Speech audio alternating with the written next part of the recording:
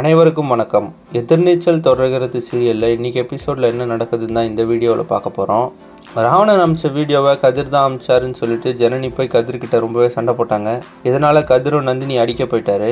அதை பார்த்த ஈஸ்வரி ரொம்பவே டென்ஷனாகி கதிரை திட்டிட்டு தடுத்துட்டாங்க.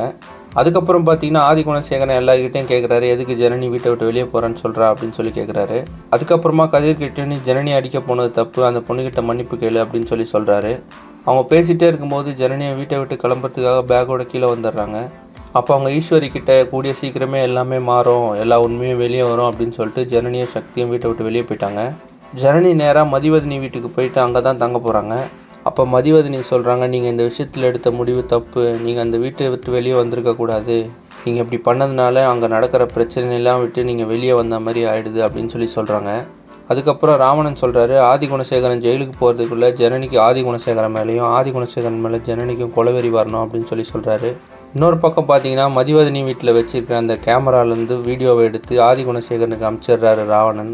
அந்த வீடியோவில் பார்த்தீங்கன்னா ஜனனி சொல்கிறாங்க, வெளியே இருந்துகிட்டே சட்டப்படி தண்டனை ஆதிகுணசேகரனுக்கு நான் வாங்கி கொடுப்பேன் அப்படின்னு சொல்லிடுறாங்க. அந்த வீடியோவை ஆதிகுணசேகரன் ஈஸ்வரிக்கிட்டேயும் காட்டிட்டாரு. இதனால் ஈஸ்வரி இப்போ ஜனனி மேலே கோபமாக இருக்கிறாங்க.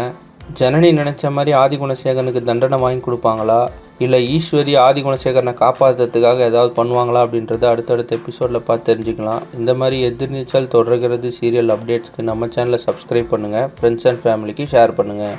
நன்றி.